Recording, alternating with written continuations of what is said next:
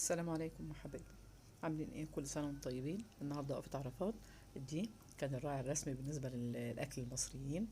النهارده عملنا احلى فته، بسم الله ما شاء الله زي ما انتم شايفين، وعملنا ورق عنب. ودي كانت اكلتنا النهارده يوم عرفه. كل عام وانتم بخير، ما تنسوناش من الدعاء.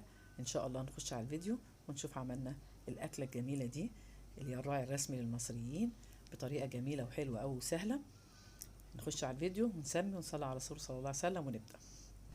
كده يا حبايبي جبنا اللحمة، حطها في طبق، لحمة ضاني، وكان عندي لحمة كمان اللي هي البقري، حطيتها مع بعضها. وهبدأ بقى احطها كده، اغسلها الاول غسلة خفيفة كده، ونبدأ بقى ايه، نشوف ايه الخطوات اللي هنعملها. جهزت التوابل اللي احطها عليها، مش توابل، البصلة، الطماطمايه، ايه، فصين توم. تمام يا حبايبي. وشرايح جزر.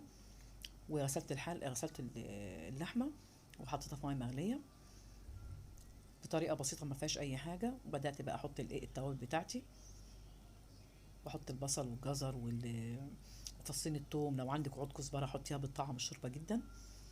تمام كده. ادي التوابل اللي حطيت عليها. الطماطم ما بتبقاش فيه زفره بالنسبه للحمه، والجزر بيطعمها، والبصل بيخلي ريحتها حلوه، وفصين الثوم كل الحاجات دي كلها مفيده.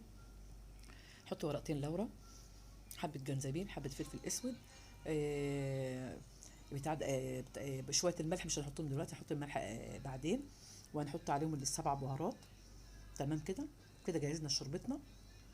هنبدا بقى نغطي عليها ونسيبها بقى مع نفسها لحد ما تستوي.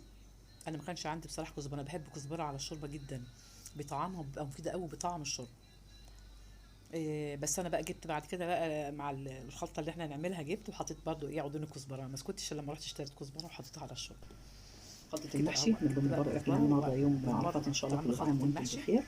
عملت طبعا عارفين شويه الخلطه بتاعت المحشي سهلين، ما فيهمش اي حاجه ان شاء الله رب العالمين. وشبت. وغسلت الرز وجهزت الحاجه اللي هستعملها في اليوم ده. طبعا احنا كنا صايمين وعمالين نجهز الاكل، وغسلت الرز بقى بعمل بسرعه الاكل زي ما انتم شايفين. وعلقت على الحله الثانيه فيها رز الابيض. هنعمل ايه؟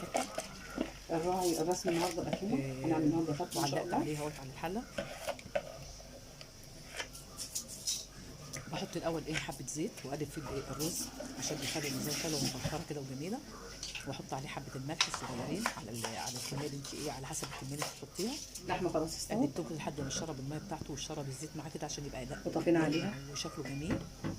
وبعد كده حضرت الميه اللي هي السخنه، وطفينا عليها من بدري. كده كانت اللحمه بتاعتي خلاص قربت تستوي. الله بقى اللحمه برامي الكتل وفي الميه السخنه وحطيتها عشان كمان بيخليه يسرع السوا بتاعه، بيخليه حلو. وبعد كده غطيت عليه. يبقى ما كانش بقى عادي فاضل عندي الا الوقت كان بيجري فساعات عشان الفطار. فجهزت بقى بعد كده، بدات اجهز الصلصه بتاعت الطريقه. طلعت الفحم سيب الرز كده تشرب الميه فيه كده، صلصه اللي هي وبعد كده نبدا نحط ميه مغليه. تمام يا حبايبي، حط الميه كده. خلصت بقى، هبدا احط الميه. نبدا بقى نعمل الصلصه بتاعتنا طريقه جميله. كل واحد طبعا له طريقته في عمل الفته. كان كده فضلنا حوالي ساعه على المغرب. المصري الجميله بتاعتنا. بس كده نغطي على الرز. وكنت في نفس الوقت بقى بجهز المحشي اللي هنعمله. فبدات بقى اجهز نفسي بالصلصه واجهز نفسي. بسيبه بقى الاول يستوي. بسيب الاول الرز يستوي، وبعد كده احط عليه بقى معلقه سمنه بلدي بيديله طعم جميل قوي.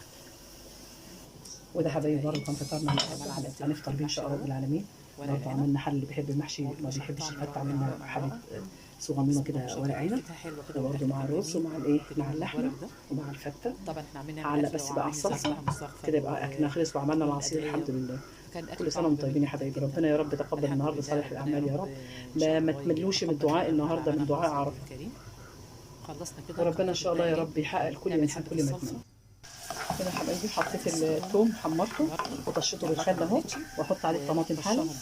الطماطم حطها جنبي احطها عليه. طبعا كلكم شاطرين وعارفين. حبه الثوم عليهم حبه الخل بس بعد ما يحمروا شويه اهو. حط عليهم 3 معالق خل او ربع كوبايه خل، وبعد كده احط الصلصه. كده يا حبايبي التوابل بتاعتي اهي. معلقه ملح صغيره، فلفل، كزبره، معلقه سكر عشان طبعا الحموضه. ادي التوابل بتاعتي هي بتاعت فتة الايه العيد. الفلفل الاسود والكزبره وحبه تمام كده يا حبايبي. انا سايباها ودي الصلصه اللي كنا عاملينها معاكم. شكلها عامله ازاي؟ جميله جدا بسم الله ما شاء الله اللي كنا عاملينها معاكم اهي. بص الشكل بتاعها عامل ازاي. نسيبها بقى مع بعضها كده ما تتسبك، تغلي غلوه. هي مش تتسبك يعني تغلي غلوتين كده بس. تمام.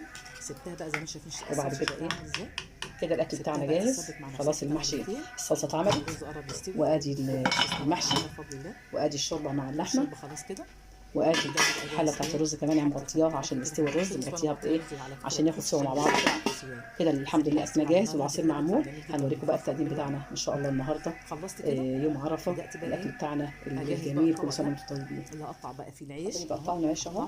حطيت عليه حبه كمون وحبه ملح وحبه زيت او حبه سمنه بلدي. وبعد كده تحطيه بقى في الفرن ومعلقه سمنه تمام كده او ايه او الفرن عشان ايه يبدا يتحمر. وتحطيه في قلب تمام كده بقى في الفرن اهو. وتسيبيه بس يتخلص شويه كده في الفرن. كده خلصنا اكلنا اهو. بدات ايه اغرف. وده حبايبي كانت فطارنا النهارده. كل سنه وانتم طيبين، وان شاء الله ربنا يتقبل منكم صالح الاعمال. تورته الفته الجميله، ومعاها هنا احلى محشي ورق عنب بسم الله ما شاء الله، وطبق شوربه بقى لسه هغرفه. ودي كانت الوجبه بتاعتنا النهارده. يا رب ان شاء الله اكلنا يعجبكم. وما تنسوناش من الدعاء في اليوم المبارك ده ان شاء الله. ربنا يا رب ان شاء الله يغفر لامه محمد اجمعين. وكل سنه وانتم طيبين، وجزاكم الله خير. بحبكم في الله، والسلام عليكم ورحمه الله.